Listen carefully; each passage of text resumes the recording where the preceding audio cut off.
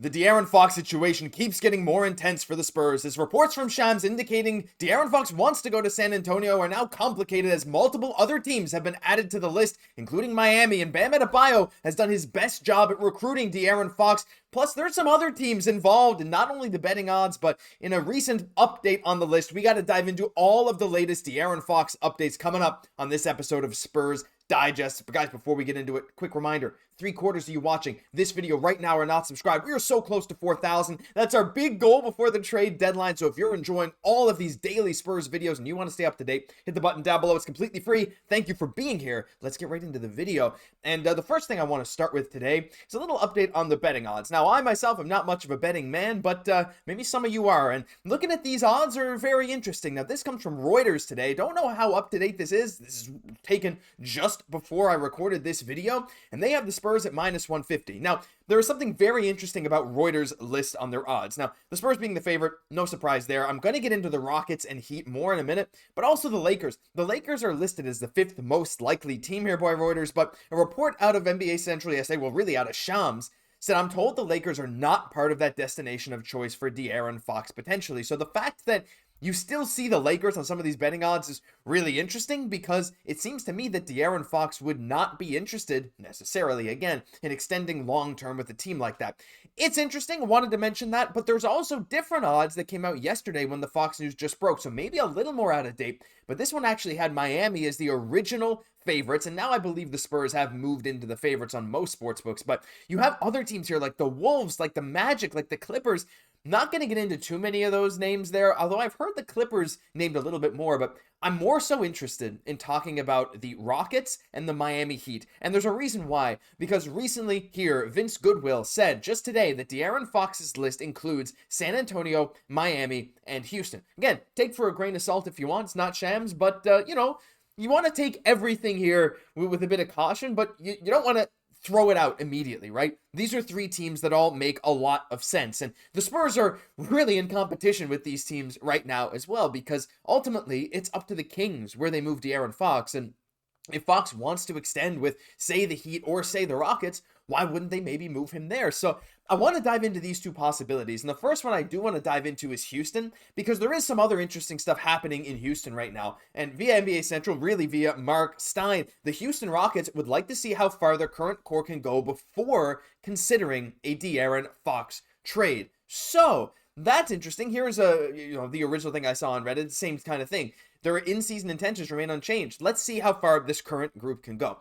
And look, if I'm the Houston Rockets, that makes a lot of sense. You have guys like Jalen Green, Alperen Şengün. This team has turned into a really fun team. Even we got like Fred VanVleet playing decent, and Thompson as well. I mean, oh my gosh, he's been so good for them. So there's a lot of interesting stuff happening in Houston.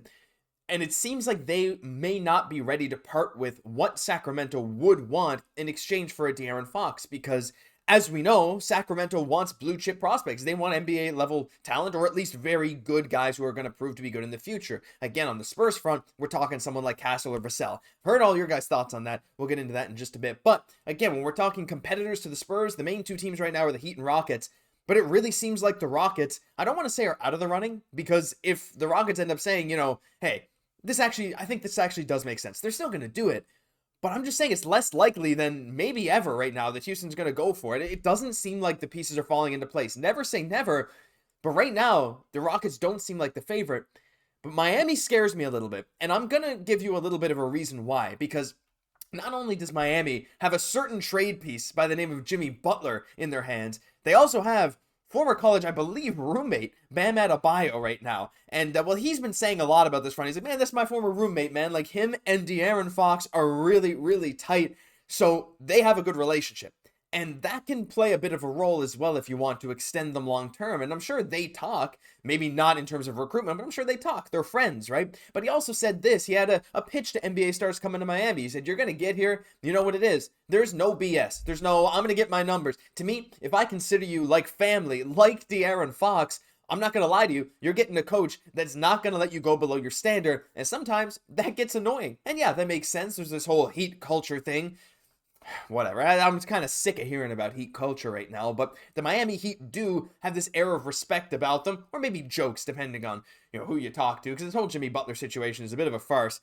But that's the thing with Miami, right? Jimmy Butler's on the way out. They're going to get something in a trade for him. And Miami's one of those places, one of the best coaches in the league. I mean, behind Pop, there's not many guys you'd put ahead of Spoelstra, if anyone. Like, Spoelstra is really, really, really good. And a lot of people argue he's the best coach in the league today. And yeah, with Pop on the sidelines, maybe. I don't know. Anyway, not going to get into that. You have a bit of respect for the Heat organization, a bit at least. And I'm sure Fox holds that to a high standard as well. And they have some young guys. They got a guy like Hero, right? They got a guy like Bam. That could be a nice team together.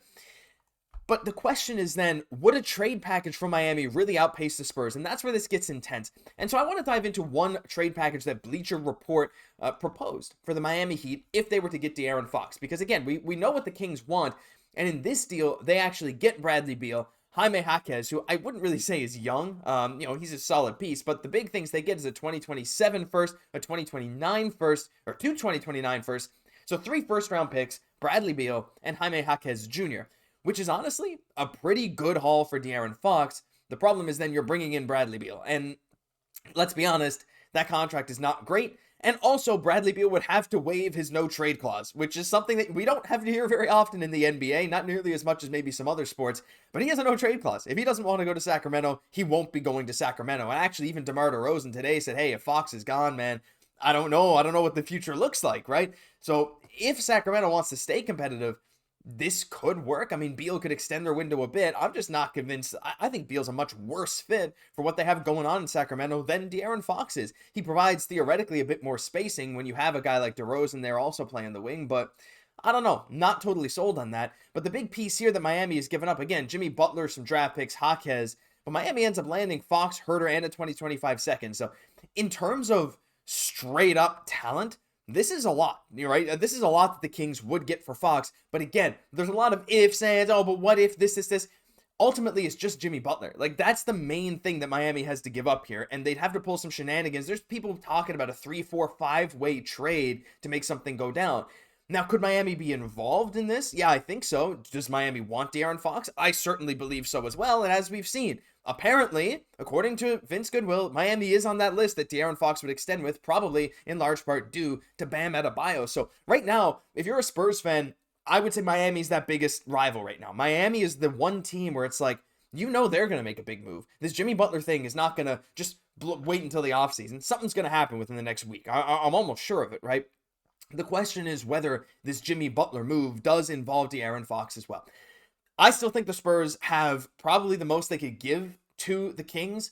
But what I worry about is that if Miami are in like Phoenix and they're willing to do this whole thing where, the Kings can get 3 firsts and some good talent.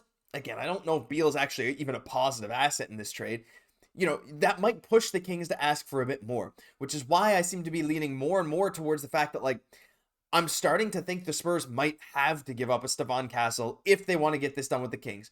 But it also depends if the Kings want to do good by Fox. If Fox is like, listen, Kings, like, I'd really love to go to San Antonio. Like, I know you can get X, X, and Y from a Miami trade, but, like, listen, like, if I want to go to the Spurs, maybe would you consider taking less? I don't know if that's ever going to work for the Kings front office, but you really never know. So anyway, it's really coming down to these two teams. But again, I feel like there's way too many hoops to jump through to make a Miami trade happen. I think the Spurs package makes way more sense. There's a lot of great draft picks. That Atlanta pick this year is like gold right now. A lot of Spurs fans are saying don't even give up that draft pick, which personally, I get it's worth its weight in gold, but I think if you package that draft pick instead of a Castle, that could even be better. I mean, yeah, it could jump up in the draft, but what if that pick ends up being 9th, 10th overall? Would you rather a 9th, 10th overall pick or De'Aaron Fox? I know there's more stuff, but anyway, I think draft picks sometimes get overvalued. That's my personal opinion, but maybe you disagree. I want to hear your thoughts down below. Does Miami's package for De'Aaron Fox even compare to San Antonio's? I don't think it does. I think the Spurs are in the prime position. Every update we get seems to make me more and more confident about it, but I'm going to hear your guys' thoughts down below because that'll do it for this episode of Spurs Digest. If you enjoyed, leave a like, comment, subscribe to the channel. We're so close to 4K. Thank you all so much for watching all these videos.